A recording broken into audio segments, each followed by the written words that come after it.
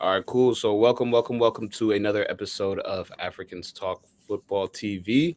We got a full house tonight. Full house tonight. Everybody popped up for, it's the holiday season. Everyone's back home. How's everybody feeling? Great. All right. Splendid. Yeah, man. This 2023 year is coming to an end. It's crazy that it's already December 18th. I feel like Christmas is in a week, and then New Year's in 2 weeks already. Um, it's crazy. I don't know if it was Saturday or Sunday, but I was watching games this weekend, and one of the commentators was saying that there's 29 prem or 20, I think it was like 29 prem matches in 13 days. Oh yeah, I Crazy. heard That's that. crazy. 29 matches in the next 2 weeks. So, I mean, especially when you add the FA Cup matches that we have this upcoming week as well, there's just like a whole bunch that's going to be going on throughout the end of the year. So, again, we just want to thank everyone who's been with us from the beginning, all of our friends, everyone who taps in with us on our live stream like we do now on YouTube. And even if it's just commenting on, our IG or our TikTok posts, we really do appreciate it. It's been a cool year. Like I said a few weeks ago, we just hit 1,000 followers on Instagram. So again, thank you very, very much. Shout out We do y'all, have man. some we have some stuff coming down the pipeline. So definitely don't worry. 2024 will be a big year for us and for our friends and fans as well. We got some interactive stuff coming down the way. But as we like to do, we got to start. We like to kick it off with Europe. The last of the group stage matches. This is actually the last year we're actually going to be doing group stage this way, as we're changing to the next format in the following football year. But some of the teams were able to make it on to the round of 16. Some of the Mandem here are no longer in Europe, and we have a few of those also in Europa this year. But overall, we got to start with those who don't get the dub. Um, United crashed and burned this year. It was a tough European campaign. Not a lot of wins. The only time they see draws in the season up until this year. Salam, I know you were pretty gung ho last year that United wasn't going to make it through. I'm pretty sure you were Team Bayern last week, but I see you here in your United jersey today, so I let you take the floor. Yeah, I mean, the Bayern game, like I said, was always going to be tough. Shameless. I said that last week. Um, I think I'm just getting a lot of heat from it because of a snap that I had sent to you guys in private. But Shameless. hey, that game was tough. But I said it last week. The reason why we are where we are in Champions League was because of Andre Onana. He's been terrible. He's a big reason why we're out. And unfortunately, we have to hold that. We were in a group with Copenhagen, a weak Copenhagen, and to be very honest with you, a weak Galatasaray team. And obviously Bayern was going to make it through, but for us to not, advance from that group is obviously disappointing. But yeah, I don't think that we're a team to compete in Champions League right now. So it is what it is. But the reason why I have this United top on is because of what happened on Sunday. But we'll get to that. That's fair. I mean, your team's going through a lot. Obviously, I think you're kind of downplaying it, basically, because you guys didn't make it through. But when you look at your group, you guys had a very, very strong chance. I mean, Copenhagen. Not gonna lie to you, I know they're in Denmark, but I know nothing about the team. Um, Galatasaray, like you said, a very, very weak Galatasaray.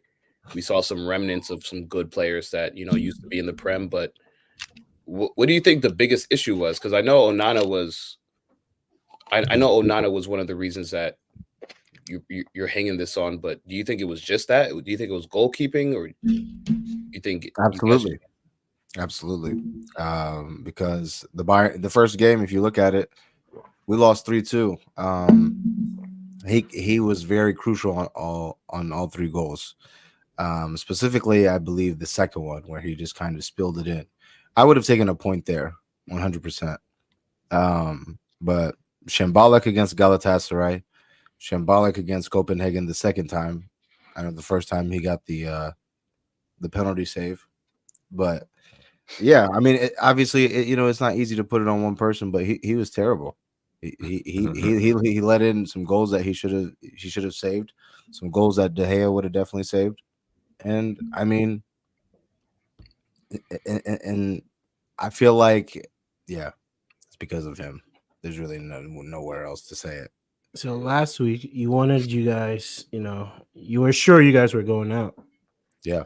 Do you expect to make Europe next season? This season is top 4, right? Still. Yeah. It's not top 5. Okay. Well, it's top 4, and then depending Arsenal on how everybody else. City save us. I think we will make top 4. I think we will make top 4. Definitely over Aston Villa. But yeah, I think to be very, I just don't think that like we've seen United at their best.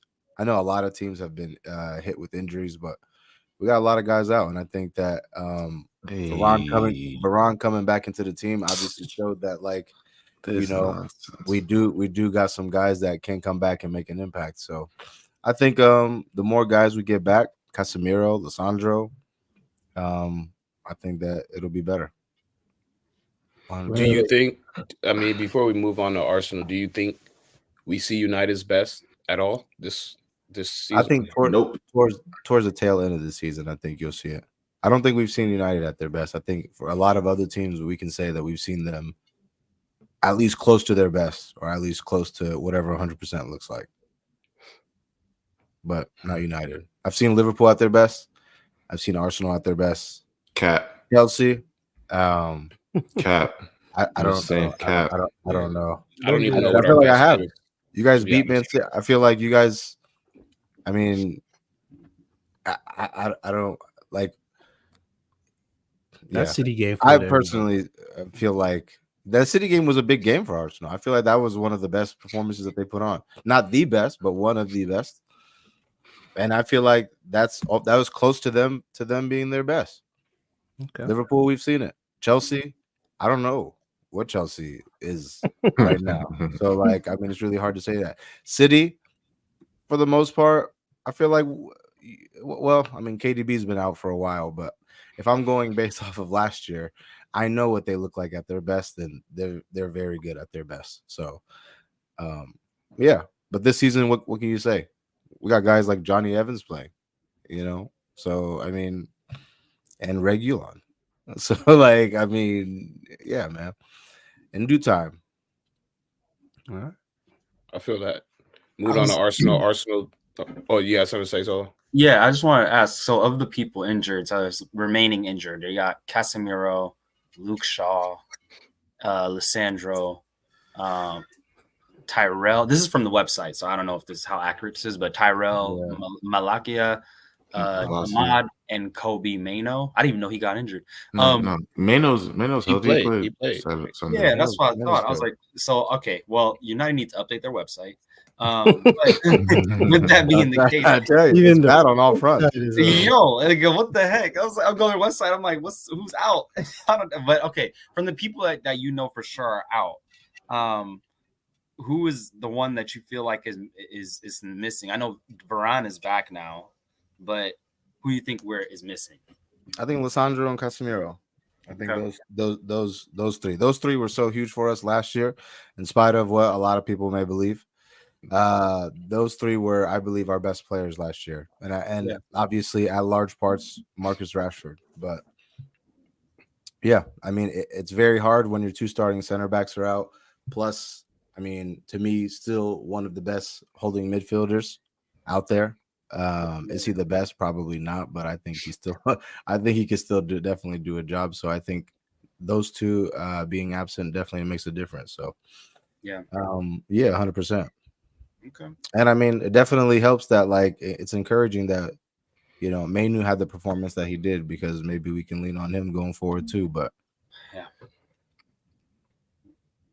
I feel that Arsenal on top of Group B, they have a pretty tough matchup. I wouldn't say tough, but it's tricky. Porto coming up. Gabriel, first time in Champions League after 5+ years, I believe, 4+ years, and you guys were able to top the group. you have a favorable but tricky matchup coming into the round of 16. How do you feel about the campaign so far? Love it. Love the matchup. Love our campaign so far. I expect us to wholeheartedly get through. I think we see them at the Emirates first, I believe. I could be wrong about that. I just want to go ahead and check. But yeah, no, I could be wrong. Oh no, we see them at Porto first, which honestly I don't mind. And it's not in the middle of like some crazy games. So you know, I really don't mind it, honestly. We see West Ham the weekend before that, or a couple days before that. But yeah, no, I would like to go see them in Porto first. They have the advantage. They have to beat us at home because I feel like if Porto don't win there or get a result there, then I think we'll beat them at home. Yeah, so I'm happy with the draw. I didn't want to. I think I said this in the group. I didn't want to see Madrid, and I didn't want to see who else was it. I think it was like Bayern. I think it was the only two teams I really didn't want to see coming out the round of 16. We avoided that. I was cool with anyone else. I would have been good with PSG. Would have been good with Dortmund. Would have been good with Inter. Would have been good with anyone else. But we got Porto. Best of luck to them. I think we'll get through. I think we'll get through. So I feel good. I feel like we asked you this at the beginning of the year, and you were like, I mean, it depends on how everything shakes up. But what would be a successful campaign this year? Now that you've gotten your draw in the round of 16, you're obviously over the group stage. You know who your draw is for 16. What would you say? And I know it's been a minute, so you may be hesitant, but what would you say is successful this year? Because I said this. I said you this. look like you're eyeing the quarterfinals already. No, I already said this early in the year. I said semis for me. Semis for me, success in Champions League. If we make it to the semis, I'll count successful. And of course, it's all dependent on how it shakes out. If we would have got like Madrid round of 16, it would have been tough. But like the way it's shaking out right now, I think we have a very favorable matchup with Porto. I don't know who we'll see. I mean, we have to get through Porto, but praying that we get through Porto in the quarterfinals.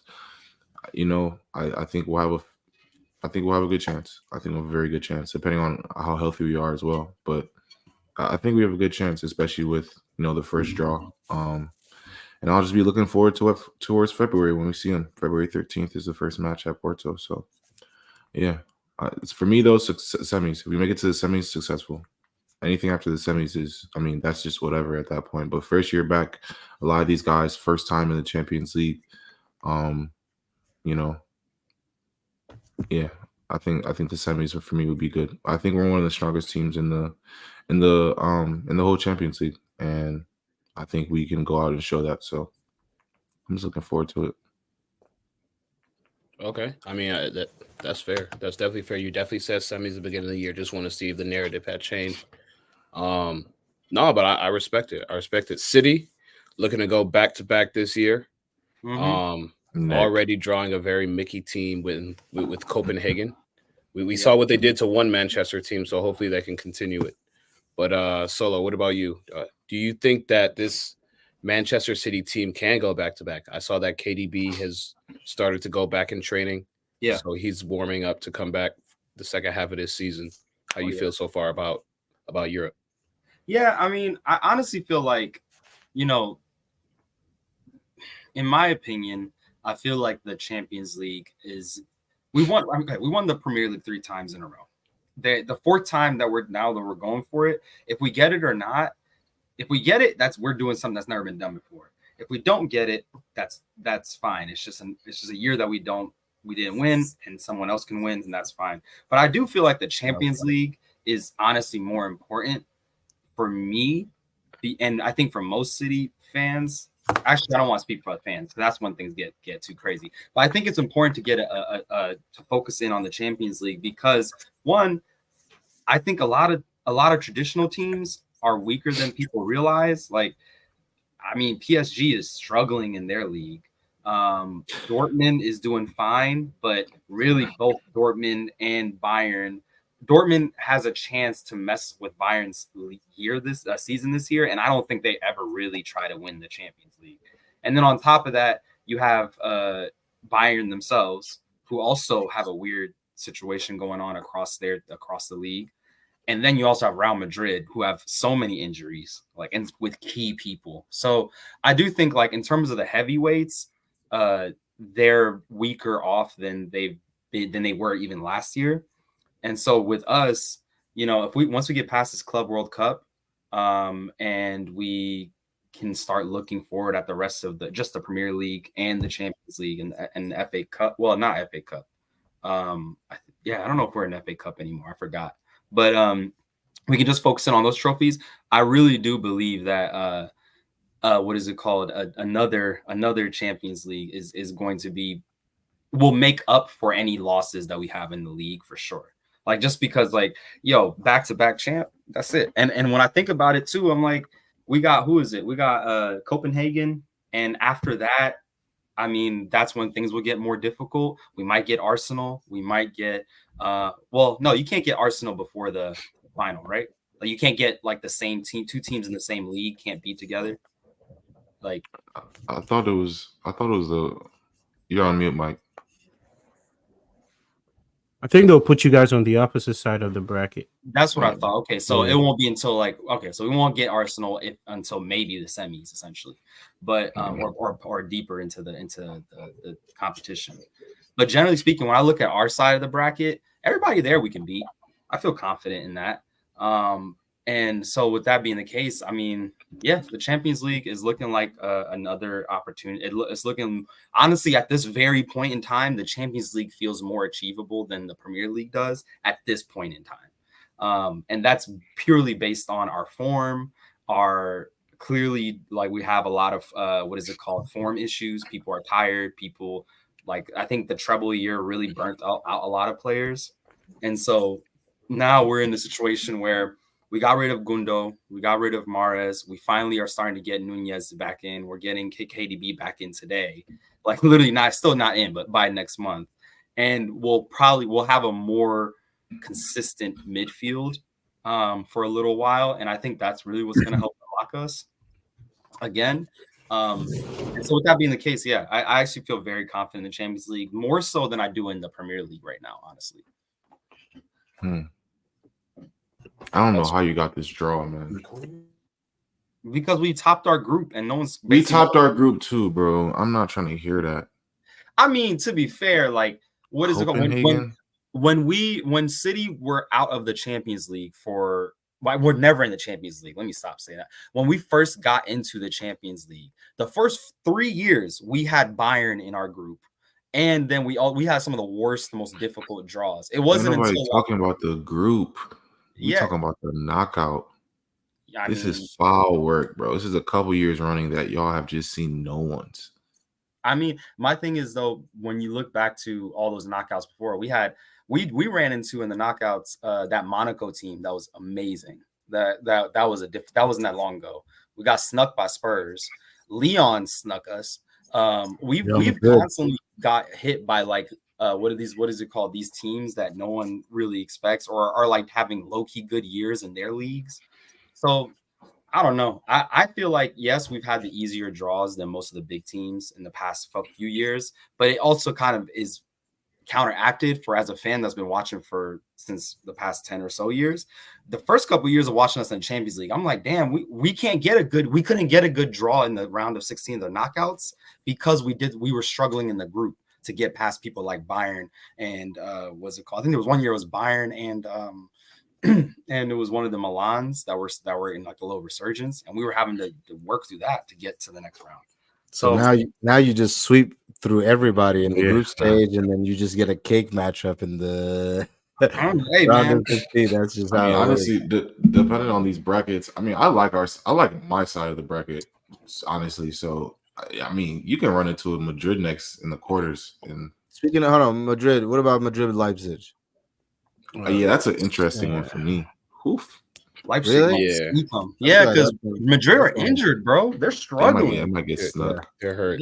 They're very, very hurt. But it's not till February though, so they got And time. they're gonna have guys Yeah, they come got back. That's what I'm time. saying. That's true. They got like Yeah. 6 weeks, 7 weeks to get guys Endrick back. can't play, right? I don't know. I'm not sure. No, if they put him on the actually I don't know because he's He's not on the He's team not yet. on the list. He can. No. I think he can play in La Liga. January, maybe after He can't play. January. I don't know. He can't. Well, you have to submit your Champions League squad. Your for them roster to by come. I don't and I don't know when that. I'm saying I think he fulfilled his his club duties, like because the Brazil league just wrapped over. up. So Yeah, like it's over. he went over there. I saw a video of him meeting all the Madrid players. So I'm like, he's there now. So Yeah, he no, could he's there potentially for be playing. He could potentially be playing. I mean, they submit those lists again in January, so who knows? Oh, so they could. Well, yeah. I mean, they just lost David Alaba to an ACL, so I'm sure there has to be some sort space. Yeah, you can. I think you can like alter the list after. Yeah. like After the January they add him, Hendrick. So, Yo, Hendrick. I'm just saying now, man. Hendrick, Vinicius, Mbappe next year. It's about to be a very You're gonna see what youth looks like. Madrid will show you next year. with Jude, Camavinga, and Chouameni behind them. Valverde, yeah, we got nothing but legs behind us, man. Bro, I Valverde. need Chouameni to come to Arsenal, man. I just need him to make that. I'm just looking. I was looking at the bracket too, just to get like a little refresh. And on our side of the bracket, we got Madrid, Munich, Bayern, and BVB as potential matchups. I think. Yeah. Who would you not want to see out of those three? Actually, Madrid, bro. Yeah, Madrid. Bro, I'm cool. I never want to see them unless it's You're asking me, right? Yeah. I'm honestly not worried about Madrid. I have as for some reason we have consistently, if you look at our record against Madrid, specifically Madrid, even when we had Pellegrini, bro, we had Fernando and Fernandinho playing in our midfield, and we lost to Real Madrid, peak Real Madrid, because of a 1-0 own goal by Fernando. Like we were still pressing. For some reason, Madrid has been shaking. He never played again.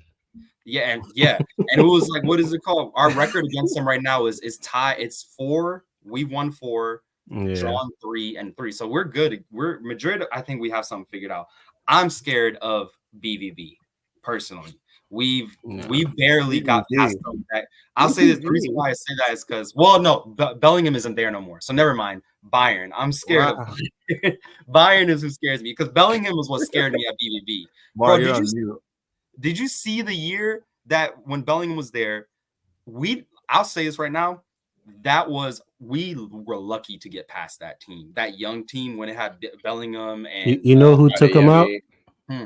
Chelsea took him out. Bro, when I tell you, like, I was not, because they're a specific type of team that is so set up against how we play. They're young, they're fast, they're counterattack focused, they're extremely aggressive with their press. But when we play against older teams, not no more, but when Madrid, they'll respect you a bit, they'll give you the space sometimes. Or when we play against a big team like Barcelona or anything, not Barcelona, but Atletico, they'll again give you the space to get into their possession. But what is it called? BVB doesn't give you space. And if you see how we even lost this last week's game, or any of the past games we've lost or we've drawn recently, it's because people aren't giving us that space to breathe, like the way that, and we have a bunch of new people that need that space. But y'all, we're getting snuffed out on the midfield right now. That's later. To be honest, Dortmund, they're only good at home. Like, I don't think they're good on the road. They're only good at home. Yeah. That's fair. But Bayern, I would say Bayern is ultimately, we haven't played them in a while, but Bayern is probably who I'm most scared of. Sorry, I just want to clarify. PSG snuck their way in, got Real Sociedad.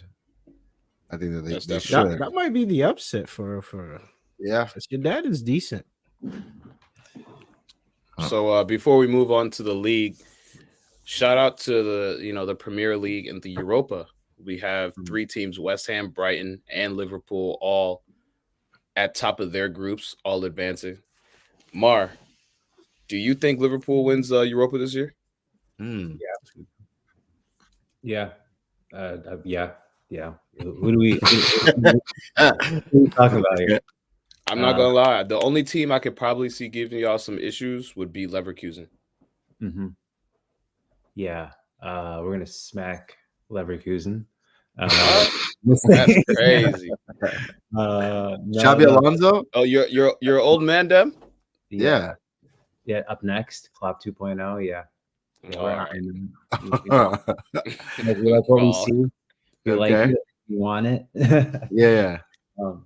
Yeah. No, I think within reason. I mean, we want to, obviously Premier League title race is the priority, and along the way we're gonna field who we can on those Wednesday nights, or sorry, those Thursday nights. Thursday nights, yeah. You gotta earn the You respect. play Thursday, Sunday for the rest of the year. Bro. Oh, Yeah, earn the respect again, bro. Yeah, early kickoffs, 11:30. Yeah, you get used to it. Why though? Why us? Did you see the numbers? You guys have all seen the numbers. It's crazy. Yeah. I saw. Why? Yeah, for sure. Klopp has actually been in the news recently for. I don't know if you guys saw. He's had kind of this back and forth with this reporter. I guess this because Klopp was talking about how the congested fixtures, and it's just kind of like if you're gonna have us play, which I feel him, like if you're gonna have us play on a Thursday, have us play how on do you Monday. have us? How are we the first game on Sunday morning? Like, No, I feel that though. Like we can't be the That's first fair. game. We can't even be the second game. We have to be like The late give game. us 3:30 or give us a Monday game. Well, I mean, I guess that's why you work hard not to be in Europa. I mean, like that regardless of whether we play Wednesday or Thursday, it's really strange that Y'all have had a lot of early Saturday. yeah, games, y'all have like so many early games. 7:30 Saturday. What is it? We had 18, and the next highest was 8, and then the next highest was 4. Right. And everybody else was at 3 and 2. The reporter essentially asked him, he kind of snuck in this sly comment talking about you're playing, at this time, it's your favorite time, and just kind of poking fun at his suggestions, I guess, and how the times are unfair. But did you see him? He just kind of stood there at the halfway line and was just looking at the Klopp pressed him. It was ugly. Yeah. He was just staring at him while they were doing the pregame kind of analysis. And you just see him this big dude, 6 foot, 6'5", just towering over, just staring. And it's just like, oh my God. I feel him though. There's been a lot of injuries this season because of that reason, because of there's so many games. So 7:30. Even who was it? Was it Chelsea? It was Chelsea Liverpool's at 7:30. It was why do you have a marquee matchup at 7:30 in the morning? For what? Well, for what? There's no reason that game should be at 7:30. That should be the late match, or at bare minimum the 10 o'clock match. You know what I mean? So it's sad. This is a whole nother topic, but we could probably make an 11 of all the people that are out for the year. We could make 2 teams throughout. Yeah, I mean, there's some star-studded The whole league. I promise. We can make a whole 25 man roster, bro. For real. A couple teams, bro. Yeah, but that's crazy. This is a reaction to not having the Super League, because this is what the people wanted. This is what the people who wanted to get into the Super League wanted. It's just that's why they were willing to pump in so much money per team, so that every team could have 22 world class people, so that it wasn't an issue. But here we are. Hot take. Well, I mean, who is it? Is it an issue for you guys as much as it is for us? Because our system, it's for everybody. I'm not saying this. I'm not saying that. Back to the 5-year plan. What system are you talking about? We know our system works. If we just have the capital, we would do well. We're making endo work here. Your system is your lack of capital. That's your system. That's your system. It's y'all professional, bro, boys. You're making it seem as if that's not a part of the strategy. Bro, stop it. These men them spend money though. Let's be real. They do spend money. No. You know what? As much as a European giant should right now, right? That's the point. Yeah, we do. Every team. Newcastle spends 100 million every other summer. Aston Villa spends 100 million. All these teams also spend. Like it's not. Omar, my thing is It's you fair. showed your hand this summer. Where did that extra 130 million come from Caicedo? Where did it come from? You ended up with Endo. How was that? Endo, but you showed your hand. So clearly you did. got it. You got have it. money, bro. You have the money. You don't tell. Who You are said you I gonna- wanted him. I wanted him. You didn't get him, so you said, "Oh, we don't have the money." Klopp said, "You know, sometimes they ask for astronomical prices, so we decided to go with Endo, who was a fifth of or fourth of not even half the Who price." do we go get? You know who our targets are though. We want. You got Gravenberch. Yeah, we got I Gravenberch. give you Caicedo if you want Not him a back. 6. He's not a 6. I give you No, Caicedo right now. my point was that was no. I mean, I pretty 70 and What- he's yours, You bro. would love Caicedo. Are you kidding 70 and he's yours. I do agree with you though, Mar. I think that if y'all had Caicedo, you'd win the league. me? Yeah, we're winning the. We're on track. I mean, we're fighting. I don't know. I don't like how we're looking right now. Like to be fair, it's really ugly. Even the last few games, they've been dramatic and great, but like I haven't seen a striker score since like fall. Like it's new. This is what I think is what would Yeah. determine whether or not Liverpool wins this year is if they get their strikers going. Honestly, because there's only so much that you can depend on, like a Yota game winner at the 95th minute off the bench, or a Harvey Elliott 75-minute coming off the bench doing something crazy, or a Trent goal from long distance running in and catching. There's only so many times you could depend on that before it's like, yo, where are the strikers at? Like, what's Nunez doing? What's and they're not bad. I'm just like, their output isn't what you would want from your striker at this point. Is what I'm guessing. Is what I'm thinking. I agree. I can agree with that. Even the goals they do score, it's like it'll be Nunez scoring from like outside of the box. It's like, yo, just score your tap in. You know what I mean? But yeah, it seems like we're already segueing to the Prem. So yeah, let's start off with the Premier League. No, none of our teams lost this week. We had 2 wins, and then we had obviously Liverpool versus Manchester United, which ended in a draw. But let's start with the draw that was a little bit more concerning, I would say. Manchester City 2-2 against Crystal Palace. Last week, Solo, you did say that Palace gives you guys a little bit of a rough go. Yeah. I don't know, but the way you guys conceded the goals, PK in the 94th minute, Michael Olise to tie it up. Yeah. Even the first goal they score, a little bit of a counterattack. I feel like your defense kind of just gave a little bit too much space. Oh yeah. What was your take from the game? Because you guys had two goal lead for a good portion of that too. Yeah. Our defense has secretly, I think, gone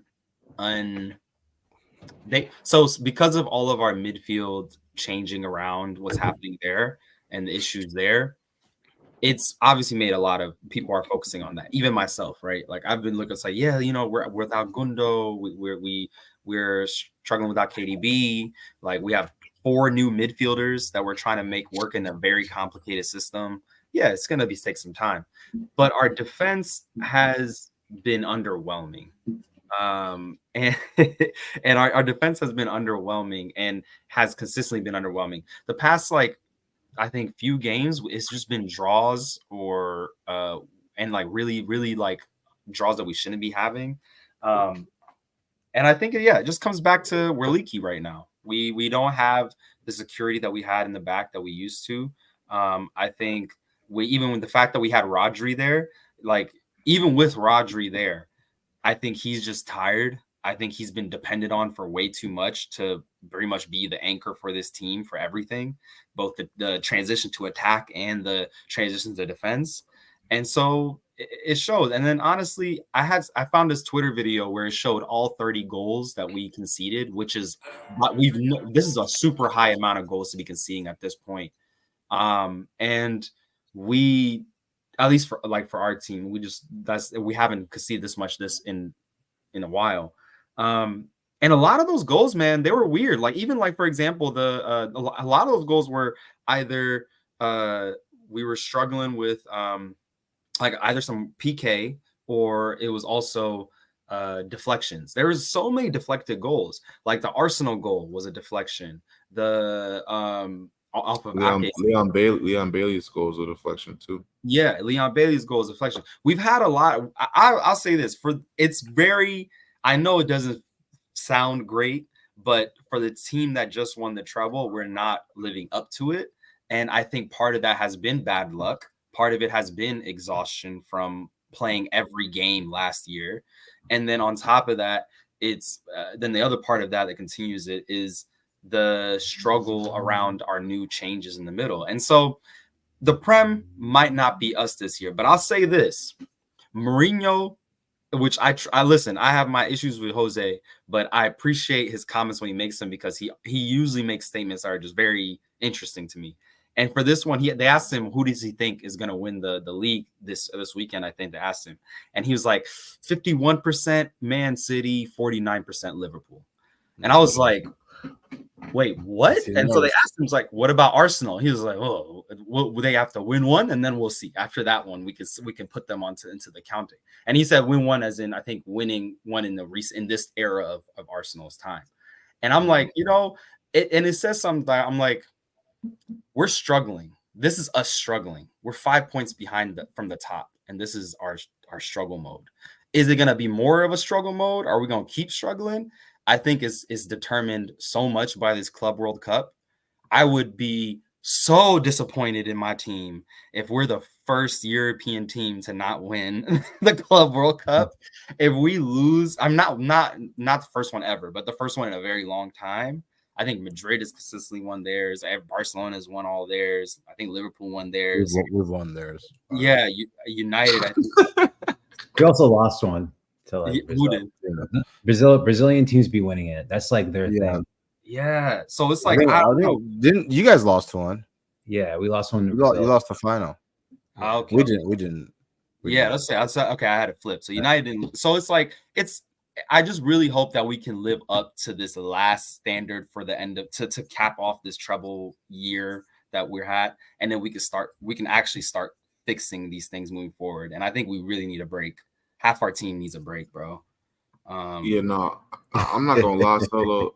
I can agree with the fact that like, okay, you guys have leaked more goals than usual, but bro, I'm not trying to hear it's like y'all defensively. I look at these goals that have been getting scored against y'all. It's not like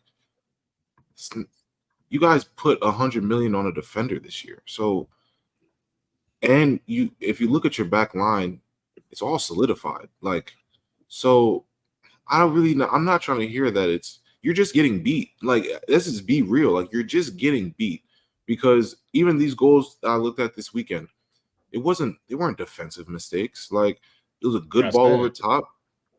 Good ball over top. What's it called? Edouard, I think, played it across. Goal. Phil Foden got caught slipping. PK. Goal. Like, that's bad defending. But nah, I don't like if you look at Phil Foden's PK, like that's not poor defending. He was trying to clear the ball out. Didn't think Mateta was that quick, and he got to the ball first. I thought it was like, I thought that was a terrible foul.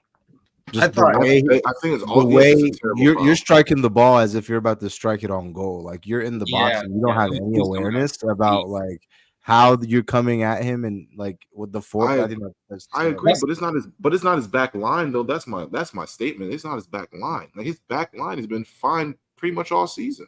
I would disagree with that because Diaz has had 3 horrible games that I very vividly remember in this past run. What is it called? Ruben. Yeah, he's when he's on, and he has his days where he's off, and that's fine. It's just at a bad time. But also, like you're right, we did spend 100 million on Gvardiol, and we played him in what is it called? We played him in the right center back position, the right back position, the 2 center back positions, and the left back. The issue is that Pep is over like so. Then again, so beyond the what I see as defensive issues, I also think Pep his tactics haven't been the best. I'm like, bro, we need a consistent back line. You're switching Diaz in and Akanji in and Ake into 4 different positions, and you're constantly moving them around. And it's like, and we still don't play Sergio Gomez, who's a left back that we've been needed for that we need another actual left back. Walker has clearly started showing some issues. His mistakes are just his mistakes are costly, and it sucks that he's like at this very moment in time that we are in real situation that we can't be what is it called? We can't be making mistakes. So it's like, I mean, I'm just saying, like, when I look at it, we conceded too much, and whenever you concede this much, I think that's a sign more. That's on the defense. I'm just like, we shouldn't be letting 2 goals in from what is it called? Crystal Palace, or the Tottenham game. Those 3 goals, we shouldn't let in 2 of those goals. There's so many times now this year where I'm like, why are we like, our defenders aren't as solid as they used to be? And I hope now that Stones is back and he could get some minutes under him, that'll change. But I mean, listen, we're getting beat. I'm not gonna hold you. Like, you're right. We are, at the end of the day, we're getting beat. We can't. Thank you. That's all have, I do. yeah, we can't have excuse. We can't, like, I'm not excusing losing, but what I am saying is why I think some of the reasons we're losing, we're not as clean on defense as we need to be. We're not creating enough chances, specifically for Haaland, and we're being messy. We're slipping up where we shouldn't be slipping up, and teams are going to catch up with us. The past 5 years, as City has dominated, every other team has been working to try to get to a more competitive space. Arsenal is a perfect example of a team that has taken the league seriously and now are showing the results of that. And by I mean that's taking the league seriously, the owners are taking the league seriously, the coach is taking the league seriously, the players are. But you have teams like United, the owners don't take the league seriously, but the players are confused. They don't take the sport seriously. Yeah, you got teams like Liverpool where their owners don't invest in them as much as they should, but you have a coach that at least can figure it out, and he's a brilliant coach. And then you have Chelsea, who has had an owner that did take the sport seriously, taken away from them, and replaced by an owner that doesn't know shit. And now we're where we're at. The thing is, with City, we have been taking the league seriously for almost 10 years now, and we've succeeded for it. And now we are slipping. We're making mistakes. And the teams that are wanting to win, Arsenal, Liverpool, they're going to capitalize. This is always what they're like. What do you expect from them? They're not weak teams. No, those are all good points, especially when you talk about our owners and how they kind of dictate what the league is going to look like or how their team is going to progress that year. And that's why I've been saying it's been tough as a Chelsea fan specifically because of that. You know, we haven't had stability, especially in the last 2 years specifically. So you see a lot of turnover, you see a lot of new coaches, and there's just not a team aspect yet. Whereas City, I mean, you've had Pep for the last 7 years now, so it's the stability is there. Your owners all are in the same mindset, and everything is kind of cohesive. But we saw this a little bit even with Liverpool. You know, when Liverpool went back to back with winning Champions League and then winning the league, and obviously fighting City every tooth and nail that whole time, there was burnout. There was some clear burnout, for a couple of years, and now I feel like they're finally getting back to where they want to be. Yeah, we might as well go ahead and talk about the marquee match, City versus Liverpool, since we have both of you on. Answer this question real quick. Do you think Jack Grealish is playing to the potential everyone thought he had, or is City so good that someone of his caliber, in quotes, can be an okay player in the team? Could he make a bigger difference? I think if Grealish starts playing centrally, that will have the Grealish that we want. I think the issue is that Pep has been keeping him as a winger and asking him to hold the ball, possess the ball, and then wait and keep it and carry it with you. And so that's all he's doing. And I don't think he's focusing on scoring goals. But now you're seeing the past few games, he's scored a goal in the past 3 games. And he's been more involved when he gets a chance. And I think Doku pushes him to do that. But also, I do think playing him more centrally is going to unlock the Grealish that I think everyone expected him to be at City. But under Pep, man, Pep is like, I got you for 3 things. I know you're good at these 3 things. Forget the other 12 things that you like to do. You're doing these 3 things, and that's it. And it's annoying to have a manager like that, but it's also great to have a manager that actually like is a manager and can command that respect. So yeah, treble hungover is definitely a thing. We're struggling, but Where did he even go? Where did he he said, "I'm a spectator, bro." Like, Oh, Mike. He'll be back for the Chelsea segment. Yeah, no, he'll be back. He'll be back. He had to run for a sec. But no, I feel you. I mean, I feel like, man, I see. I was never that's sold on Grealish to begin with. I know he's a good player, but I never thought he would fit within City's system, just because he needs to free roam, and you're not really allowed to do that on City like you like. I mean, at least with Doku, he's on the outside, so he's able to have those flashes of, all right, let me show you what I got. But the way Grealish plays, he's not as flashy. He's more of a ball. You know, he needs more control of the ball, and on City, you can't really do that.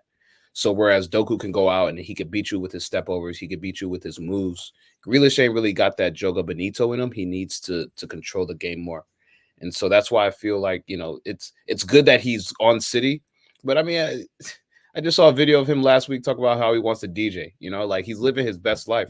He's won Champions League. They won the treble last year. He's gone through everything that, and you know, respect to him. You know, if you look at the beginning of his career and what he had to do with Aston Villa, you know, bring them from the depths of the Championship, be the main reason that they weren't in relegation for so many years.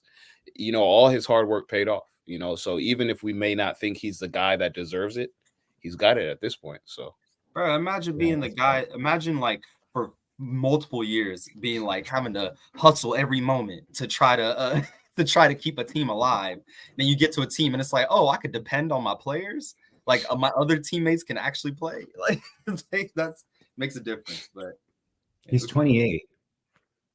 Yeah. yeah. I mean, this is the prime of it.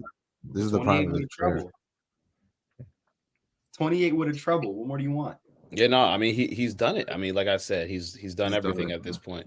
But like we've seen him at, like, this is the best that he is. For sure. For sure. And I wouldn't even say it's this year. I'd probably say his last year at Villa that was his prime. Sad. Should be longer than that, but yeah. What you gonna do? Yeah, man. Speaking of should have. Here we go. Liverpool versus United. Should have. I'm gonna just give it to y'all, man. It was honestly, even though there were no goals, it was exactly how I thought this match would be. And at certain points I thought that United even could have snuck, you know, had they had more clinical players in the box. You know, they had a few chances, especially in that second half, to counter and honestly snatch and grab. But I feel like, Salam, you're kind of content with the 0-0 result. But I want to start off with Omar, because we haven't heard from you in a minute. How was those 90 minutes for you? Because, you know, at Anfield, it was kind of quiet, bro. No, ask him. Especially in that second half. What happened? Quiet. Yeah. It wasn't great. I didn't like the body language at all. Either. It wasn't business as usual, you know.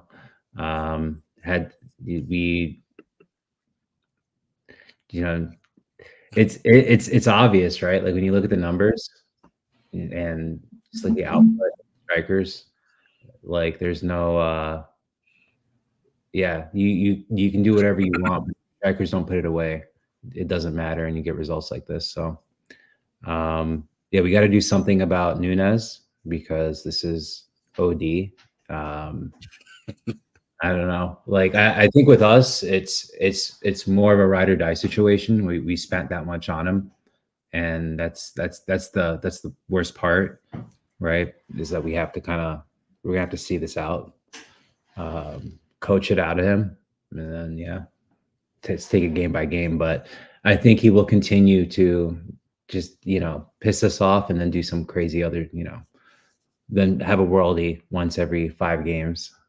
And that's what we're dealing with. And it's annoying, but it is what it is. Endo looked great. Trent looked awesome. I prefer to see him in the midfield role just going forward. Yeah, shout out to Mano.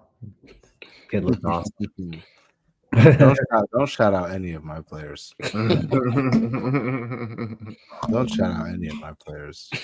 Honestly, the game just wasn't as bombastic as like it wasn't as intense. Like I don't know what it is. There's something missing. I think everybody's just tired. I don't know, maybe it's injuries, but yeah, it was kind of a limp overall evening. You really think so? I feel like you guys are up for it. I mean, this is the first time Yeah, I've pause. been. Yeah, whoa, crazy. But yeah, I was gonna say, Liverpool looked like they on it for the first time in a few years. This has been your best. I wouldn't say best run of games, but the best you guys have looked over, a month or so. Whether it's going down and getting those comeback wins or just dominating, getting goals, whether it's 4 or 5 or I feel like the Liverpool that we used to see, back in the late 2010s is back. Yeah, no, we've been doing really well. I just think, yeah, in with all those games just happening, right? I think everybody were just spent. I was watching Sobel, I was watching Gakpo, I was watching who else was just looked exhausted. Diaz looked exhausted. He looked tired. His one-on-ones were, you know what I mean? Like you could tell he was just he's just like throwing his body around. Like, yeah, I think we're just kind of spent right now after that kind of run. I'm really worried about Arsenal next week. I think we're gonna have to go in with that united approach and just try to like hold the fort, even though we're at home. What was our approach? Park the bus. I mean, real quick though, I feel like the 7-0 win like that happened last year was an anomaly. It was between Liverpool and it was between Liverpool and United. Like when you look at games between them, it's always been like 1-1, 1-0, 2-1. It's the games have always been really like testy and tense because it's like y'all respect each other as institutions of football, I guess. Because like, they've had their way the past, especially at Enfield. I mean, we've. I mean, I don't remember the last time. The last time we won at Anfield, it's been like 5 years. They said with Jose.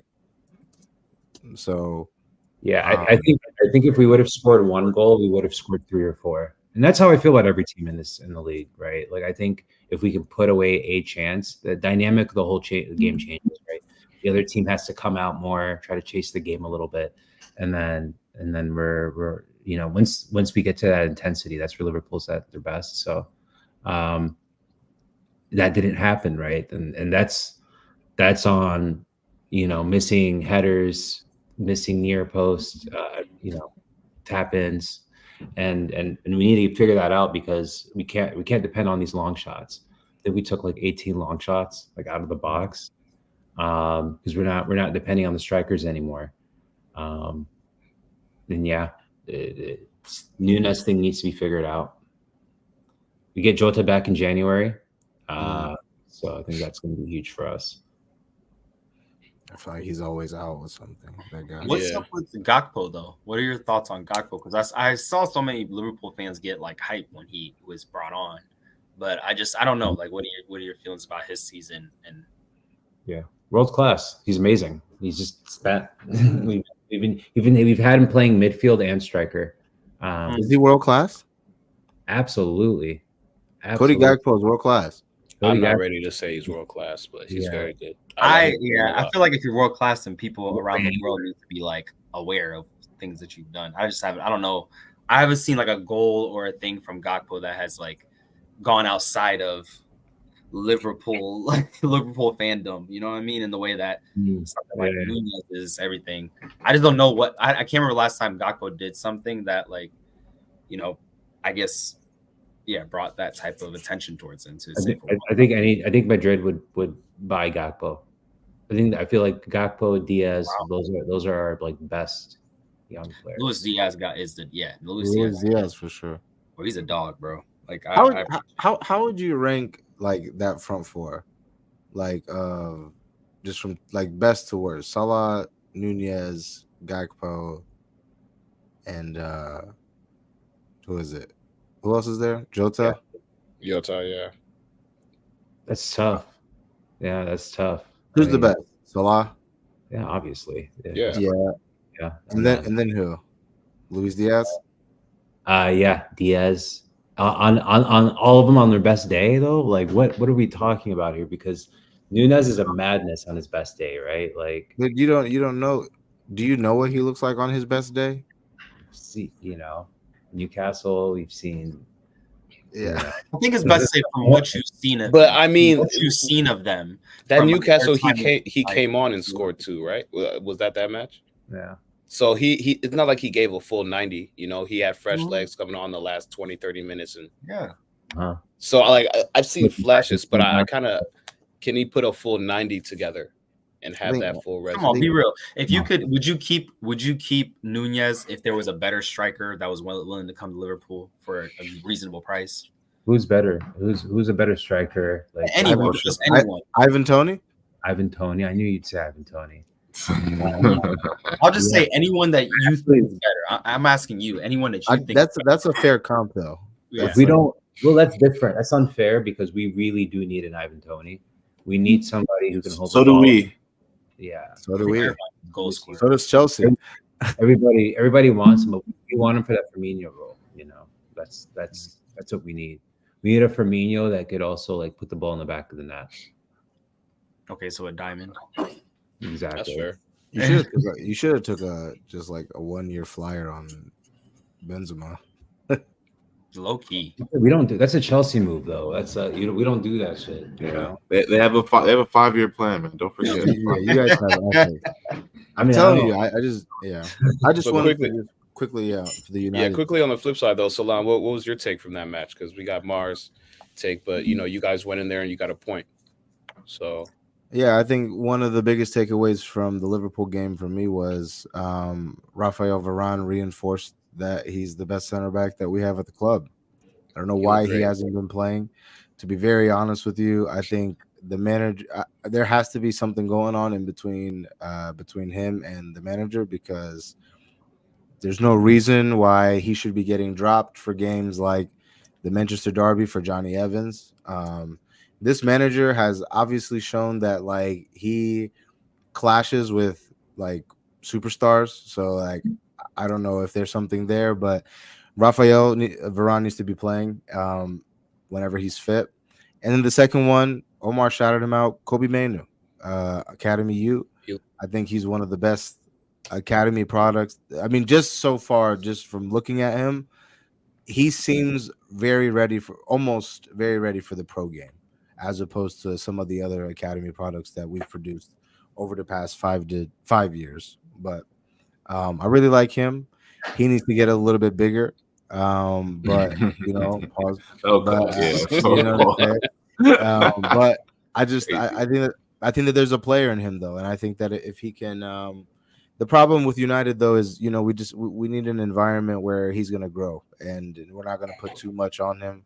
Every time there's like a new player that comes into United, it's like they have to come in and like save us. So if we can, provide an environment to where he can grow and not to have too much on his plate, I think he can play for us for a very long time. That kid is very good. Yeah, no, I did like his performance. I thought he was very, very good. The entire match too. I like him, man. I think you guys definitely have a player in him for sure. You definitely have a player. And I think he also showed that like we need to play in that double pivot. It needs to be him and another midfielder of like Amrabat / Casemiro. It can't be McTominay in that role. McTominay is better served when he's in and around the box. So it has to be him or it has to be Bruno. I never thought I'd be saying that, but here I am.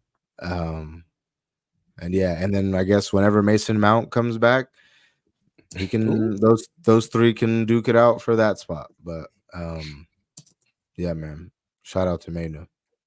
Yeah, I did want to say he picked up an early yellow card in the first half, and he was able to play 80 minutes. And I was after he picked up that yellow card, I was looking at him. I was like, all right, so in a Liverpool versus United match, big rivalry match at Anfield, how do you come back from that? and he was solid. I mean, he actually surprised me on how well he played on the yellow, throughout most of the match. He only sat, for the last 10 minutes or so. So big ups to him. I mean, I feel like we all knew there was a player in him. We just haven't been able to see him, especially on a stage like this. It really shows that he can play in this league for a long time. Absolutely. Facts. But to switch gears to a team that's been just playing well all year, Arsenal, another 2-0 win at home, beating Brighton Munich. This the win put them back to the top of the table due to what happened all throughout the week. So top of the league. Talk to me. Yeah, I mean, I said what we're gonna do. GRG this week, it was a tough one last week, but GRG, just get right. And we got right. So, it was a good performance. I feel like we dominated the majority of the match. My biggest thing is just we're just not clinical. All of us have been saying we needed like an Ivan Toney. All of our teams do. Like we need like a hotline. We need someone who's going to provide 20 goals this season in the Prem. Like we need someone like that. And Jesus scored this week, which was great. He got a goal. Kai Havertz once again. I think it's like 4 goals in his last 5 matches, or 4 goals in the past He's 4 4 matches, and 1, something like that. 4-1 currently. 4 goals, 1 assist on the year. Yeah, He's heating up. Yeah, he's heating up. This is what I've been asking for. I knew it was going to take some time, but my biggest thing was, he still had that Chelsea hangover. He needs to get some confidence, and he's been given the confidence by the manager. He's been given confidence by his teammates, and most of all, I feel like he's been given the confidence by the fans as well. And he's just continuously just showing up, putting in the work, doing his job, and he's finding form, definitely finding form. So I'm glad to see Kai Havertz get a goal late to seal it. Happy that Gabriel Jesus was able to get his goal. But at the end of the day, like, we need to be more clinical. These past couple matches have just been like showing that we need to be more clinical. And Martinelli missed a big chance. I feel like, he just skied it over off of a cutback. He needed to score that. And I've been saying, I need more goals from our wingers as well. Last year, you're crazy. Last year, we heavily relied on goals from, Odegaard and Saka and Martinelli all season. And I think that's going to need to continue. I need more goals. And I know Saka's been doing amazing, but I'm just saying from a goals perspective, we need more goals from you. I don't think there should be a reason right now that Eddie Nketiah is our leading goal scorer. I think that's pretty crazy, if I'm being completely honest. I mean, he's literally our leading goal scorer. So, in the Prem, I wouldn't say the Prem. So, we definitely need January to come. I've been hearing rumors that Crystal Palace and Brentford are both interested in Eddie Nketiah. The minimum we will take is 40 mil. And I just think it'd be a perfect little segue for, swap 40 mil for Eddie and some cash to bring in Ivan Toney on a loan. And then hopefully to buy him in the summer. So, I've been seeing a lot of rumors, Osimhen as well. I don't know how real that is, but I've been seeing we've been in contact with Osimhen. We've been in contact with his agents for the summer. So I don't know, how real those are, but I will preach this until the season ends, or I'm proven otherwise by our striker. We need a real 9, like a true in and out 9. And if you look at Arsenal and how we've been successful in the past, we've always had a 9 that could hold the ball up. And we had that with Giroud. We made top 4 with Giroud. We talked so much about him and how poor he was. He was missing this chance, that chance. But when we were playing some of our best football, he was our 9. We were making top 4. He was our 9. So I think we need to get back to that. And especially with the team that we have now, a player like Ivan Toney and Osimhen, someone like that strong, can hold the ball up, would just be a perfect, and a goal scorer, someone who's going to, regardless of what happens throughout the season, that man will score 20 goals, 18 to 25 goals a season. That's exactly what we need. Just that consistency in front of goals. So, Yeah, no, I'm happy with the result. 2-0. We keep moving. And it was a big result before we go to Anfield next week. It's never an easy match, and I know they'll be up for it after they just drew at home, and I know their fans will be up for it. So yeah, I'm just excited, man. I'm excited for the next week. Yeah, I mean, when you look at the top 4, top 5 teams, there's a real race coming in. There's a lot of games coming up throughout the end of the year as well. January around the window. What do you think would best serve your team? Let's say you aren't able to get a striker like Oshiman, or you aren't able to get an Ivan Toney for whatever reason. Do you think that's the only thing your team's missing right now? Going through the second half of the season. No, I think we need to buy a midfielder, because if he doesn't leave this January, which we really don't know, but if Partey might leave this January, and I've been seeing that Paulinho is on the top of our list right now to sign. So not top of our list, but we wanted Douglas Luiz. They're saying 100 mil, possibly more for him. I don't think we're going to spend that in the January transfer window. But Paulinho is looking like a good second choice for that right now. So, I think we do need midfielder. We need more reinforcements in the midfield. As you've seen, everyone's dealing with injuries. Partey injury, Fabio Vieira injury. Those are. Jorginho's also he's older. He's his way out the door.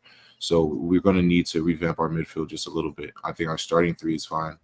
If a Kai Havertz or Trossard comes off the bench or something like that, that's fine. But, we have some players that are going to leave this January and this summer, and we're going to need midfielders. So I think we need to get another midfielder and possibly another center back slash left back.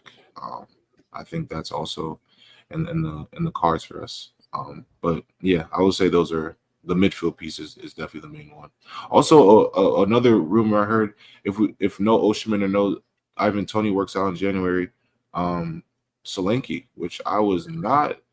Dominic Solanke is on the short list, which Hey, I'm not mad at it. I'm not mad at it. I don't know if he's Arsenal. I don't know. Yeah, I don't know about him. Old Chelsea lad. I would keep Nketiah over Solanke. Me too. I feel like, I don't know, with Solanke, you're going down. Where are you going? Yeah, You I wanna don't- win the I Ask league? don't Chelsea know. and Liverpool fans about him. Yeah. I don't. He's good, but more. I don't. Yeah, I don't know. Like, I'm not. Ask Yes, Omar he's had a about good- Dominic Solanke. He was telling me. He's had a good. He had a good. Run this season so far. It's because of the United game, Mhm. isn't it? You think he's But- good because of that finish that he had against United? No, Yeah, that was on but, accident, by the way. You're crazy. But for me, Mario muted. But for me, I just don't think he's up. He hasn't shown me consistently year in, year out that he can perform at this level. And when we're looking at signings that we're going to go make and we're making currently, these are all players that have performed at a high level on their respective teams. I don't think he's up to par with Ivan Toney. I definitely don't think he's up to par with, Oshiman, and those are the players I've been seeing. So I think, that's like a worst case scenario would be Solanke, but I just think, if Brentford's already interested in Nketiah, which I've been seeing for time now, and Crystal Palace I've been seeing for a little bit of time now as well. Bro, we just do the swap. Just do the swap. I know we have FPP, on us as well. Do the swap. If we have to loan them for the first 6 months, that's fine. Loan. But it'll be another Raya situation. Just sign them, bro. Just how much Ivan do you Toney think just needs to Nketiah is what it's worth? easy 40 minimum. He has to be worth 40. English tax, I all agree. that. And he's from the Eddie Nketiah that I first got introduced to until now. I would be lying if I say he hasn't improved tremendously. Oh, honestly. he's improved. He has He's improved so much. So Is he better whatever than team he Lacazette? goes to, Can I ask you guys something real quick? go ahead. So you were saying with English tax for You're talking about for Ivan Toney, right? No, I'm talking Nketiah. about Nketiah. I'm talking about Nketiah, my bad. Sorry. English. So you're saying 40 million for him? Arsenal is demanding 40 mil minimum. No, I think it's you're a not fair coming to price. the table unless you're talking 40 mil, which I You think think is that's fair. a fair price? Yeah. I mean, I get. I mean, look he's at his goal output. In today's Yeah, market, I just want to yeah. know, does English tax It's not you good. can work tax. on black It's not a players? good tax. I Because knew it. my thing is, I don't Oh, know if that's a English good tax question. works for That's a black great players question. the way that it do for other You're not players. wrong. You're Because not I'm wrong thinking, about that. without- Yeah, you're not without wrong. value. Zola. I'm thinking knew about for it. Sterling, a multiple Premier League winning, We got like it for 55. 27-year-old Yeah. like kid. Not kid, he's an adult. He's a grown man, y'all. Raheem Mhm. Sterling is a grown man. We gotta enforce that because he's been playing Right. the young boy Yeah. for everywhere. But like when we sold him, I was just like, this feels like it should be more. Like I don't know why. I How was much like, did you sell him for? It was 70, right? It was like 55. That's how much we got 55? him for. I Yeah. was just I like, mean, that's That is a bargain, but not bad. it's not That's bad. not bad. I mean, yeah. But I'm But just when you saying, like, when you look at Sterling, who's only been on elite, he's off from Liverpool to City Mhm. where he won everything. my So man's now should be Chelsea higher. is crazy. Yeah. Like But the thing is, especially with but, what we were okay, but spending. this is also the difference, though, right? Solo, y'all have been pretty much at the peak of football for years now, right? You guys have a lot of money, so you're not really worried about money, like in return on investment, like Sterling. Like if the way I think about it, there and probably the board was like, okay, well, we can wait another year and potentially get Sterling off our books. We might get less. He might get injured. His stock may go down. We don't know. Chelsea's already paying. They're willing to give us 55. All right, bet we're gonna go put that 55 into another little transfer that we're gonna do anyway. So, and you're not struggling for money. Like Arsenal's thing is, bro. no, I get, I No, get no, And I'm just in the saying. same Wait, hold window, on. that's fair. And I'm saying, like, bro, Arsenal up until our biggest transfer out has Mhm. been my boy Balogun going to we went not to Monaco. Yeah, Monaco. That's been our biggest Wow. sale. You're right. Balogun. That's crazy. Yeah. And I think he went for what, 30 mil? Yeah, No, no, he was- I agree. Wasn't I he understand. I think you're right. Like City, we benefit from planning with not from a place of without. Like no question about it. It's Yeah, privilege for sure. 100%. But what I'm But asking, yes, no, my but thing the is that English with tax, English you might tax be with right. Black players, I just have always felt like there was it doesn't work the same. Mhm. A Because little discrepancy, yeah. there's been That's how fair. many amazing Black Premier League players, and I think if you look at the top 10 most expensive Premier League transfers, I think only who's the dude that went to United? Lukaku. Lukaku. The Wait, no, Lukaku, you talking Pogba. English players or? Oh no, yeah, no, sorry, yeah, English players only. So wait, Rio shit. Ferdinand, that's it. That's a Rio Mm. Ferdinand that went for like a ridiculous amount of money back then. But I'm just saying, I just don't think the English tax works as much. But you're right, 40 is a fair asking price. Yeah, You no. know what's funny? It works that You way. know it's funny. This was a link. This was just a link. But United were linked with Tomori from AC Milan. You know how much they valued him for? How much? 40 mil. What? Jesus. Yeah. So 40 mil? It's funny you brought up, like, does the English tax actually work, like, for Black players? Because I'm looking at that and I'm like, 40 Go get him. mil? I would go as far as 75, 80 million for Tomori. Yeah. I think he's that good. But and potentially, How about the midfield, Gabriel? Who would you like to see? I know we know the guy from Aston Villa, but who else? I mean, yeah, honestly, I've wanted Douglas Luiz since we were linked last year. We've been linked to Paulinho, which honestly I wouldn't mind that transfer. If he were to come. Yeah, honestly, he's a guy who, one, doesn't get injured often, another big midfielder, and he has a lot of experience, a leader as well. So honestly, I'm fine with Paulinho. Like, if we bring in Paulinho, and you know, even if we keep Partey or sell Partey, whatever the case may be, I'm very, very happy with that, because then we have an all-out 6, and we can allow Declan Rice to now really just play an 8 role, and just roam. Like, we can just let Declan Rice just roam, like truly roam. Imagining Jack Grealish. you don't even know but that. honestly, it's Chelsea's it's linked honestly too. making me smile thinking about it right now. So So yeah, no, I'm happy. I'm happy with the Paulinho signing. I really want Tchouaméni though. If I'm being completely honest, like a dream signing for me would be Tchouaméni. Gabriel, We can stop it. somehow. Let's move on I'm to serious. Chelsea, man. We're Yeah. still linked, bro. Let's talk We're about still linked. let's talk about links, more links, sausage links. Yeah, the most Anyway, expensive Wow. midfield. Yo, honestly though, let's be real for a second. Let's have a real conversation. This is one of the most expensive midfielders, like midfield, that we've ever seen, ever. Enzo and Enzo came off the bench, didn't he? Mhm. Enzo, yeah, This week right. he did, Enzo yeah. came off the bench. Caicedo, what is going on there?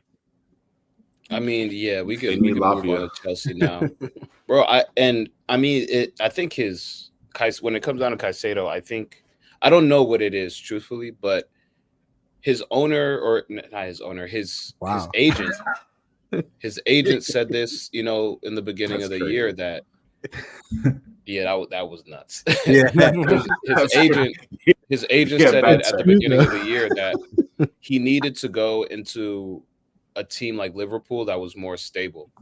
Mm.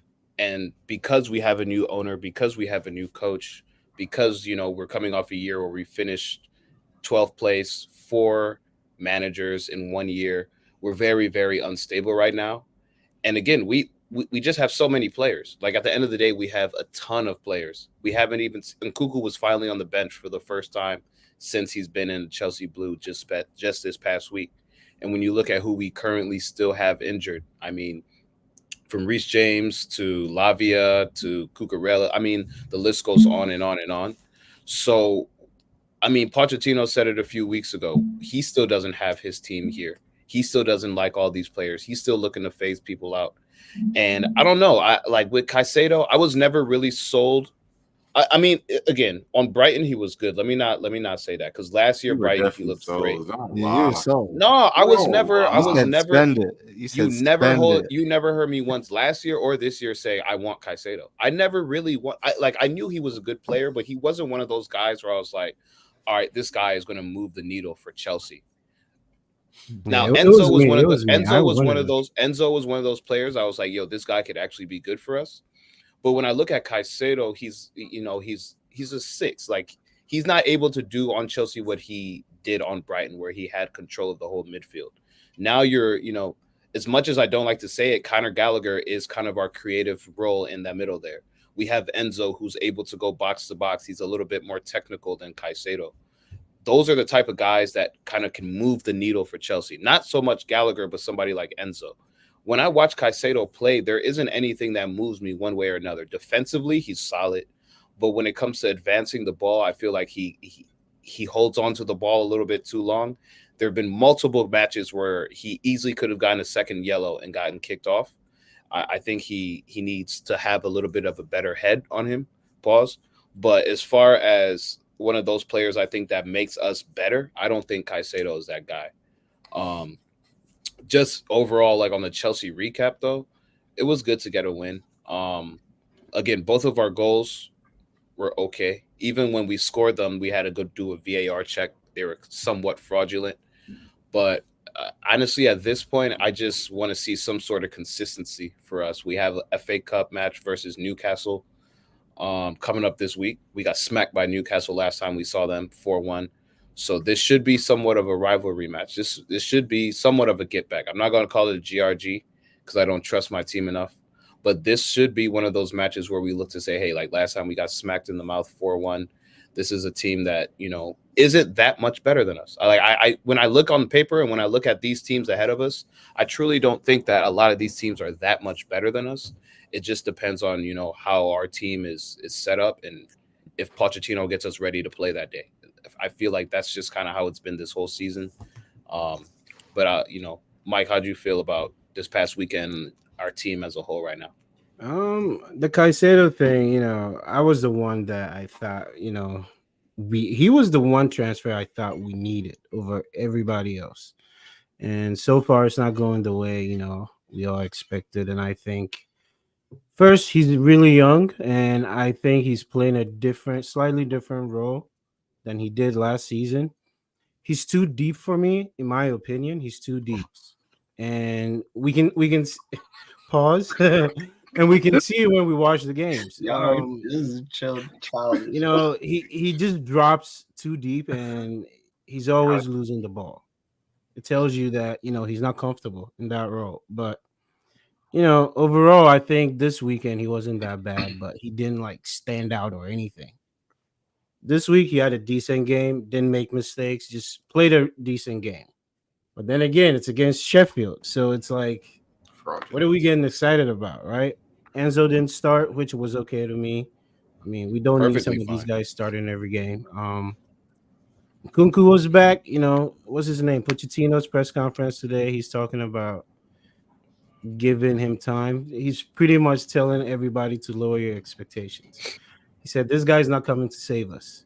So Really? everybody needs to lower their expectations. And I agree with him, I was just telling somebody that they're like, "Oh, and Cuckoo's back." And I'm just like, I know, but like there's been so many times we had guys injured and we're like, "Oh, when this guy gets back, he's gonna help us." And none of it has panned out. So I don't want to like put too much expectation on him. But that Newcastle game, go ahead. I was just gonna ask, like, what I guess impact are you expecting from Nkunku this year?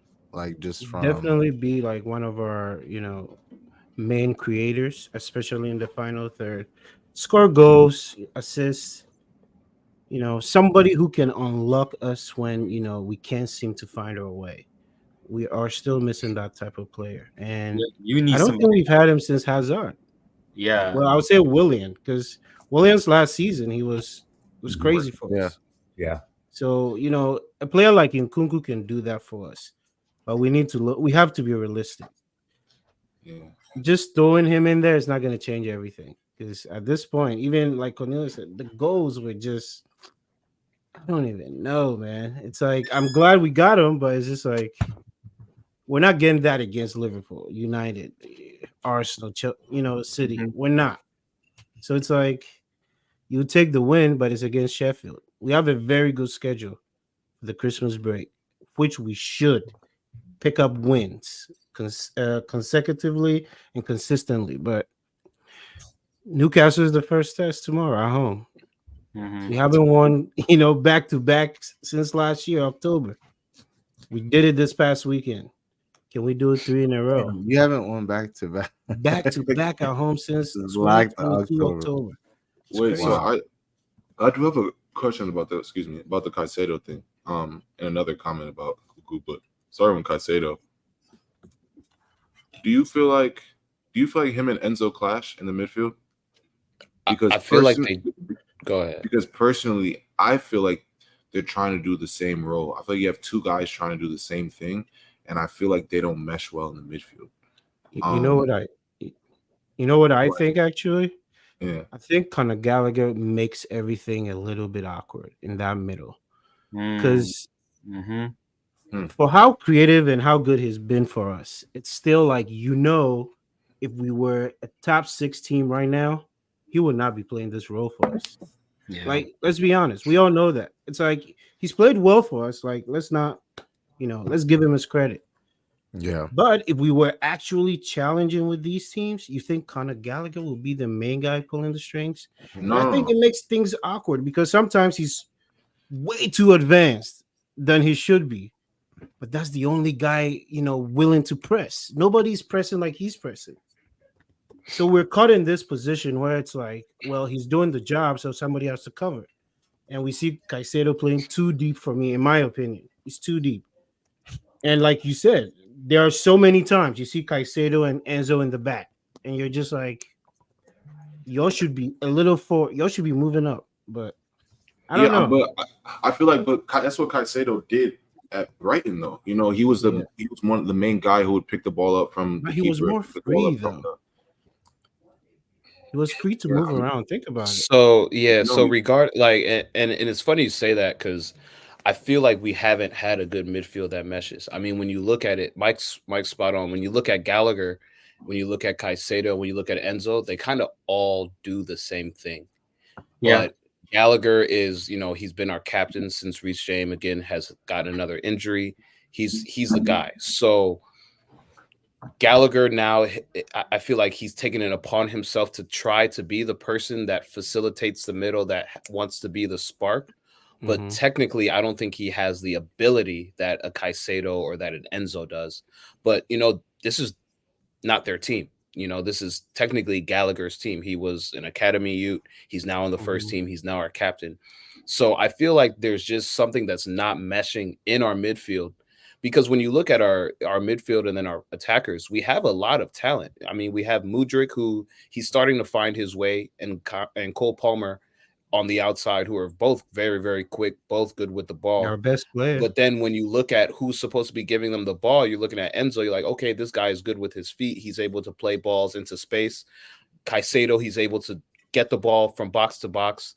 And then Gallagher, like, what is he best at? We don't really know that, but because he's kind of that centralized person, he's kind of that glue in the middle.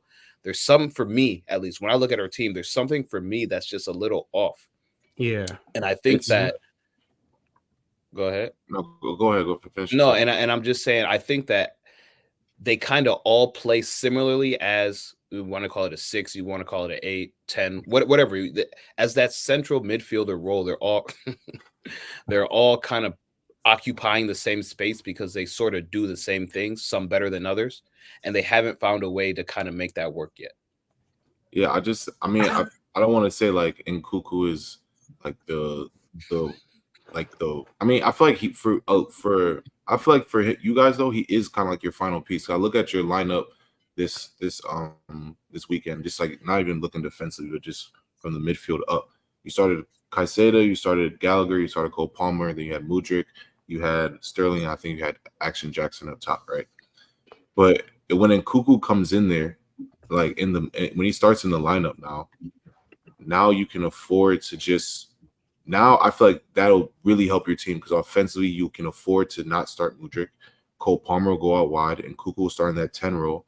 And then you can just have Enzo and Caicedo just man the midfield because that's the creativity that you guys will need. Like Cole Palmer he's a creator for sure, but he needs to be out wide and letting Kuku just run the middle. And I mean, Cole Palmer is going to create regardless. Like he's really just found his wings. Like he needed to just be let free. And I feel like at Chelsea, he's just being very, very free and just kind of doing his own thing. Yeah. And I feel like once you add Nkuku to that, I feel like it'll really, really change for you guys. And then and I think you guys look better without Caicedo and Enzo starting. Like we do. Honestly, I think you guys look, because I think they clash. Like honestly, I feel like you only need an Enzo or you only need.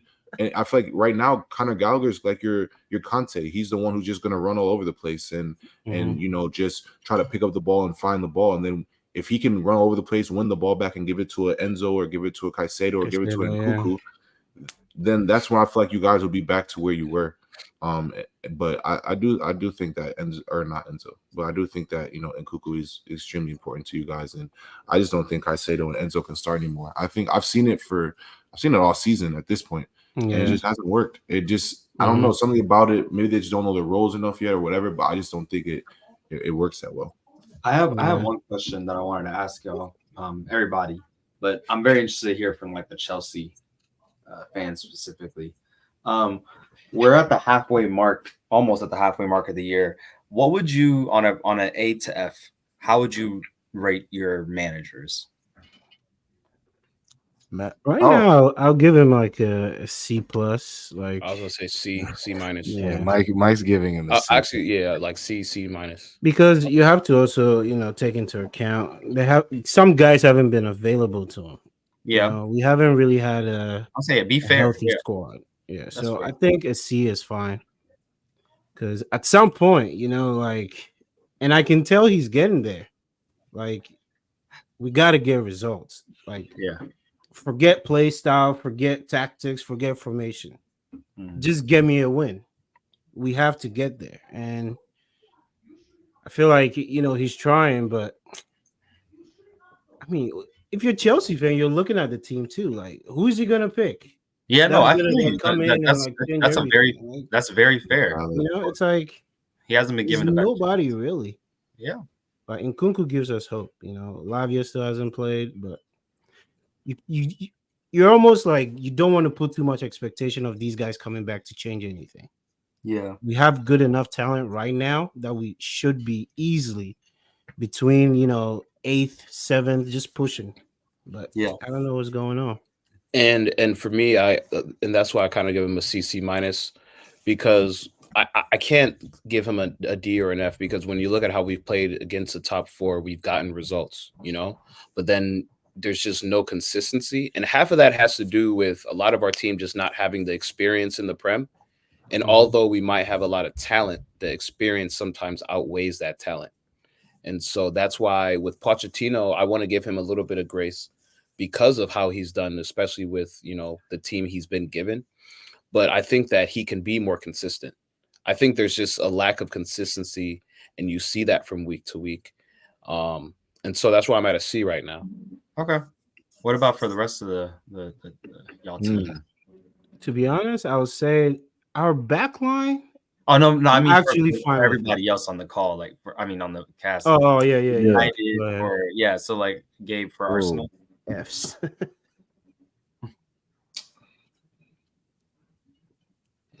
Arteta out in. Relax. I didn't realize. Okay, I didn't. Is there much They're top of the ting. They're top of the ting. Yeah, honestly, A or B? I really want to give him a B plus, but I'm gonna go A minus. Okay, I think that's fair. Just briefly back that. Just briefly. I really want to give him a B plus because I feel like there are some moments where he could have been better in this season. But given everything that we've accomplished so far, us getting big results, I can't really you kind of have to have an 8. We're top of the table right now. Yeah. One of the least goals scored against, top 4 in goals for. I can't, and you're missing important players. Like we're missing Timber, who would have been, maybe would have taken Zinni's spot. We're missing Partey, who honestly Jorginho wouldn't be seeing the field if he wasn't playing right now. We're missing some key players, but and I want to give him a B plus, but I'll give him an A minus. Only reason I give him a B plus, honestly, because it's this Ramsdale team. That's the only reason I give him a B plus. But outside of that, I'll give him an A minus. All right. What about you, Omar, for Liverpool? Yeah, Klopp can do no wrong. A plus. I mean, to be where we're at, and we lost Fabinho, Henderson. We're still reeling over Firmino, Milner. I mean, Milner and Hendo alone. I mean, Milner. Don't Milner. Prem legend. Hey, he's a consummate professional, bro. Showed up every day. Hall of Famer? Yeah, in my opinion, yeah. We in 2023 and we still call first ballot Hall of Fame. That's crazy. Milner? I'm telling you, man, is that experience versus winner, talent thing, bro? I don't know where that disrespect comes from. No, Man, even when he was playing with City, he was consistent, but he was just like, I was like, all right. When we got rid of him, I was like, all right, I'm happy we got to replace. I remember him getting megged by Messi. Absolutely, bro. I've seen him megged by that Messi. City shirt. That's all I think about. Bro, I've seen him megged by what's it called, Sterling. I've seen in his Liverpool days. I've seen him megged by everybody. I mean, he consistently spread legs. Okay. I was getting excited. Yeah, I would have to give Ten Hag a D. How many hugs? Respect that answer, Salam, so much. Actually, I have to give him a D. That's fair. Just because. This is the pause cast. Nah, hey, the pause cast. You might be onto something there. But yeah, I would have to grade Ten Hag a D just because. I mean, you just got to question some of the decisions over the transfer window. Some of the guys that he decided to bring in. Some of the I guess situations that he's had with some of these players hasn't been the best. And on top of that, it's like not only is it kind of like, there's like chaos in the whatever, not chaos, but just unsettlement, like in the dressing room. But then, like when you're not getting the results on the pitch either, it's like, okay, man, like what are you doing? And you got to question some of the decisions he's made this year. He's unbalanced the midfield. He's brought in this keeper, which I don't really know, like at this point, like if he's the answer or not. But yeah, but it's not an F. Like he's still. I feel like when his back was against the wall, like he's delivered. Like I remember I remember that Fulham game, the Garnacho bicycle. They were saying, there was the start of his, 3 games. Oh, this is the 3 games. You know what I'm saying? Shut it down immediately. And it wasn't the first time, but yeah, Ten Hag gets the D. I want to ask you about something. You guys probably touched on it, but Onana, those comments he made about, Liverpool being quiet, Anfield being quiet. I agree. Self-awareness, though. Where were they? No, but you shouldn't be talking like that. No, I like it. I think in that game, I think in that game he didn't do anything wrong that game. Clean sheet. No messy sheets here. Clean sheets here. So I mean, I think it was a proper response. Y'all are on your back. Y'all were on your back the entire game. It's one-way traffic, man. He's a maverick. He's a maverick. He's not a maverick. Yo, he's a maverick. He hold on. This is professional sports, guys. This is entertainment. This is a guy who has been under a lot of scrutiny. Yeah. Went to people were saying, don't forget, people were saying a lot of things going into this Liverpool game, talking about, that's facts. It's not about how much they lose, it's just about, it's not whether or not if they win or lose, it's just how much is the goal's going to be. And a big part of that reason was going to be because of that guy in goal. And to be very honest with you, he did fine. He stood up. Yeah. Anfield, I feel him. He said, "I'm very comfortable here." But I mean, after the performances you've had this season, no, you're right, Mike. He cannot. It wasn't necessary. He can't say that and then just have a blunder. He's gonna have a stinker soon. Yeah. You can't have a stinker next game. If you have a stinker next game, then we have to look at ourselves. Based off of his performance in that game, he deserved to have confidence. But yeah, in general, he should probably be the one that's worried about being quiet. Yeah, why not? Varane too. Varane was like, I love playing Liverpool. Yeah, I love. He really do. Every time I play Liverpool, I win. Great days. Yeah, I win. I'm very comfortable here. Very comfortable. So, you didn't even win. See how they're talking? Come on. Be real. Liverpool should have won that. Be real. We're an hour and 37 minutes. No one has been able to tell me what happened. Real. There's no reason why just didn't score. That's all that happened. They couldn't finish. They had every chance in the world. They just could not score a goal. I'm not even gonna wish everyone luck in on their future. What I wanted to give my manager. Yeah, I was gonna say, Solo. What about you? Because you got Pep. I would say B plus. He has. I mean, he's managing with a lot of different things in terms of just like performance of the players right now, but also. Why are you playing so many people out of position? Actually, I'll give him a B minus because I'm like, why are you playing so many kids out of all these players out of position? On top of that, letting go of Gundo was the worst decision. And low key with Palmer, we need someone on the right side. Why? What's the point? And so my thing is, I'm just interested to see how does he course correct in the transfer market over the summer. Maybe bring in Paqueta. If we get Paqueta in, that'll be great.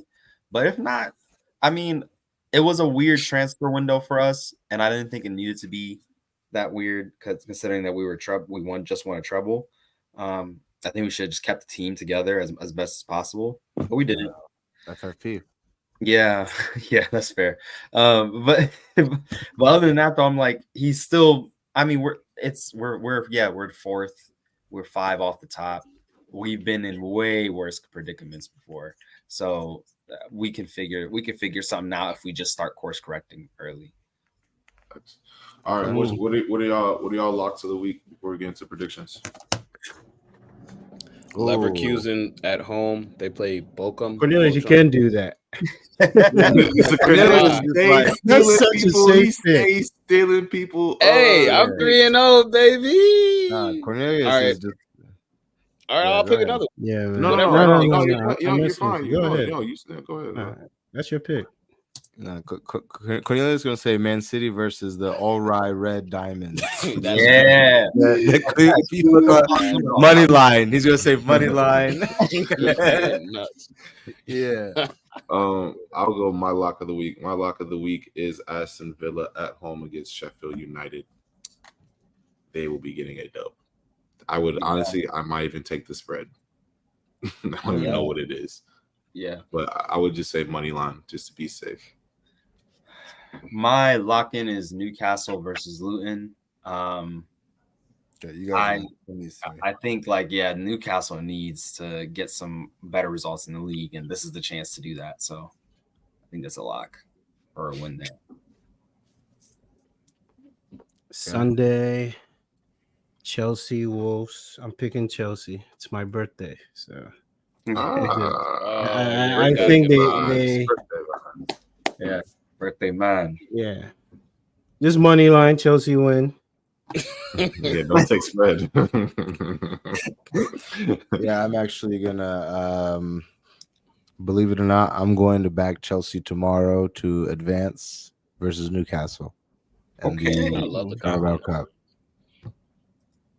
I just think that Newcastle is gonna take the Prem series. I don't know. I'm curious to see what Newcastle's lineup looks like. Chelsea's, I feel like, will go strong.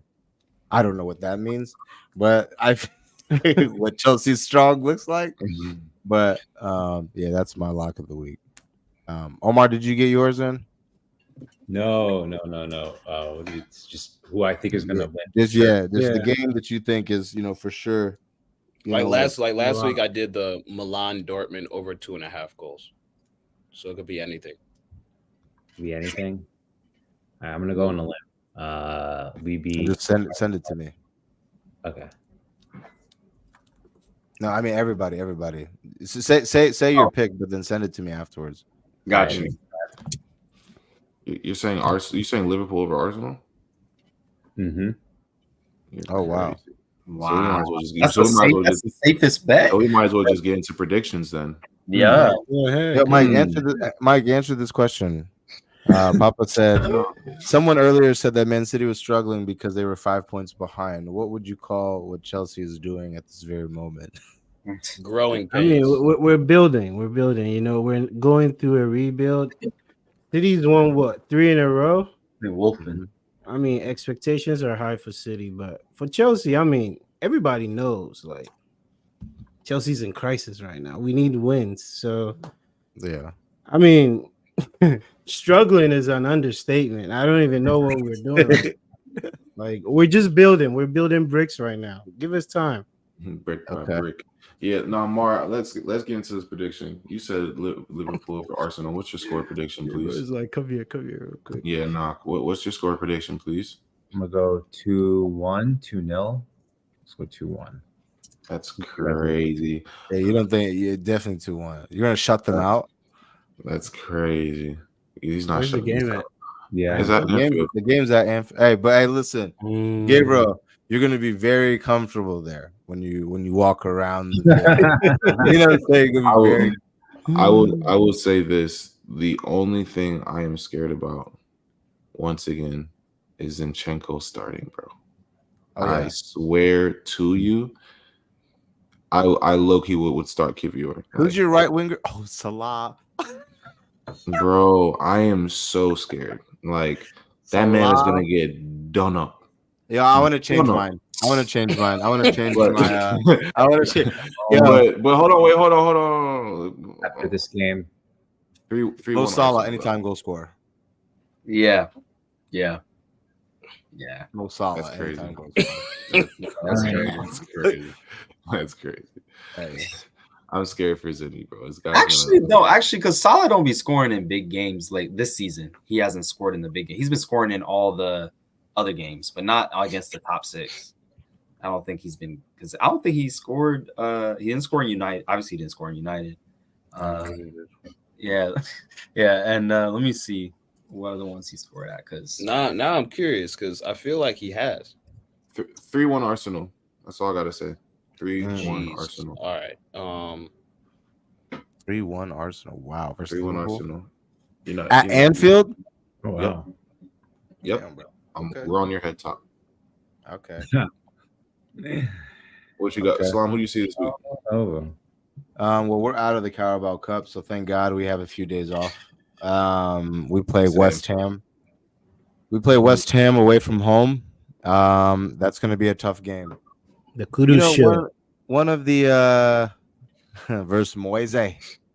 But one of the difficult things for United to do is string 2 games, back to back where we played, decent for the most part. So, I think it's going to be a tough game. I'm going to go with a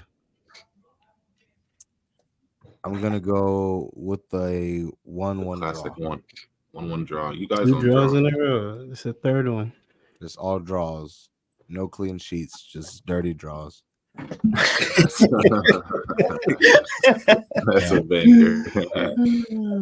Chelsea, who y'all see this week? Newcastle and then Wolves. Newcastle tomorrow. Who do you think?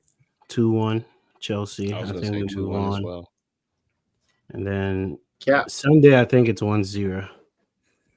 Okay. Hey, question for you. So if Chelsea were to win the Carabao Cup this year, would you equate it to Successful season. No, but I mean, like, you would equate it to a good successful season? Yeah. absolutely. Well, For me, personally, I yes. wouldn't, but I would love for the fact that they won something, Yeah. so that they can kind of get the feeling of, okay, this is what it takes to win something. Nah, and like no, and the reason I say that is because if you go back to the beginning of the year, I'm serious. I had no expectations for this team. I truly had 0 expectations for this team. I said I wanted Poch to form somewhat of an identity, and I wanted us to get back into the old Chelsea way, of being able to tough out games and to win. If we were to somehow get a trophy this year, that at least gives me the hope that we can go through a campaign and fight for something and finish it through in the end. You know what I'm saying? So, like, for me, like, top 4 at the beginning of the year, I didn't think we'd get top 4, top 6 even was some that I was like, maybe, possibly with our roster, we could do it. But if we were able to just get some sort of silverware, because a lot of this team is young, I feel like this will kind of corral everybody together around one central idea. And that is part of, forming a team. I mean, when you look at Arsenal, they beat us in that FA Cup, Arteta's first trophy was that FA Cup that they beat us in. And whether or not they improved instantly after that, they went through their ups and downs, but at least now they know they can fight for something. Last year, you saw them go all the way to the end of the year until they dropped to second place. They were all fighting for something. So for me, I would consider it a success, because success this year isn't going to be top 4. It's not going to be the league. We're obviously not in Europe. So if we were to win something, I think that'll be huge for this club, especially with where we are right now.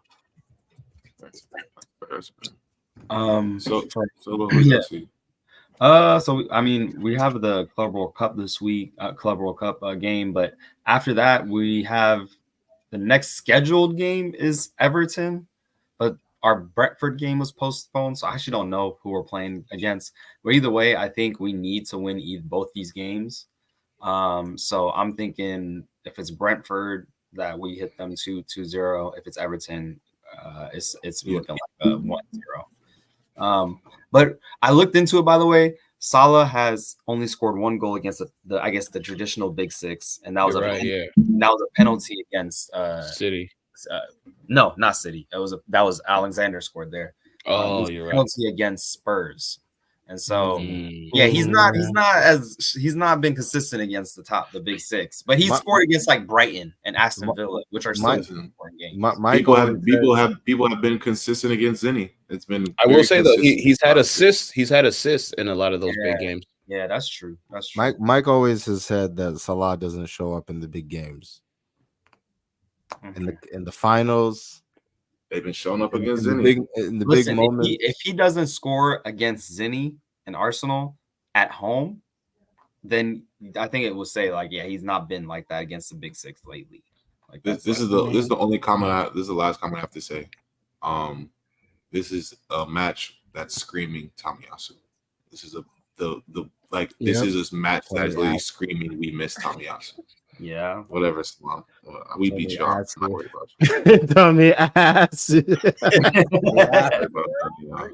I can go on a laundry list of your players. Let's not even get on Rasmus being going for Rasmus. That chance he got. I don't know. Some people put that away. That chance that he got was very clear cut. Weak. Kai Havertz had the same chances. He did. He put it under. No, you did. Rasmus, he's been getting like, bro, he gets one chance a week. He's on a ration or something at United. Like nobody's trying to pass him the ball. Like I don't get what's going on. Rasmus. Yeah, it's okay. Yeah, man. Any shout outs this week? Shout out Vicario. Once again, shout out Vicario. I rock with you, gang. I want to say shout out to the Prem. Because this is the most competitive and the most like this Prem is where every team is like 3 points, 1 point off each other in the top like 5 or 6. It's been actually a really good season for the Prem. So I'm gonna say shout out to the Prem. Yeah, I was gonna say shout out Kobe Mainu. Yeah. United graduate, academy lad, future world-class midfielder.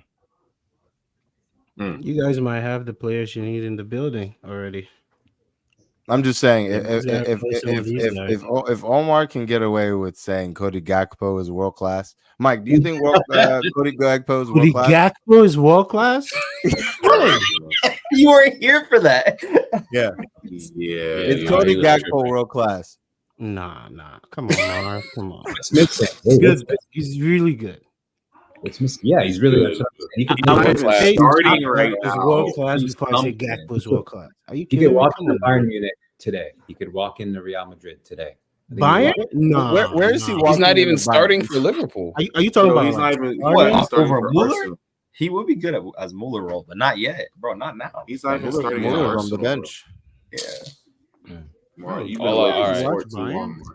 Just a quick reminder. I'll do this next week as well. But predictions. We're about to be halfway through the Prem season at 19 matches. We're halfway through. We're already on match week 17. So oh my goodness.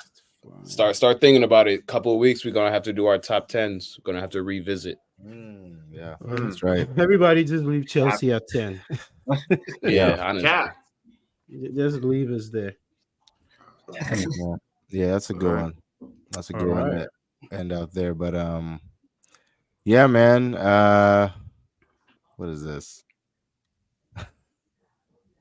His ass, bro. Gakpo. I remember people were calling him. I think someone in the group called him Whackpo. Yeah, I thought that was disrespectful. So that was you because he didn't go to you. Someone in the group. We haven't seen anything from him yet. Let's be real. Nah, Mark, you really think Gakpo is world class? I would say Soboslai. Top tier Soboslai is world class. Soboslai gets a better shot. Soboslai, yeah, world class. Diaz, Stop throwing this. We gotta stop throwing that out. Yeah, this is okay. Fine, Luis Diaz. I'm putting Luis. Hold on. You know what? Let's do this before we leave. Just very quickly. Hold on, very quickly.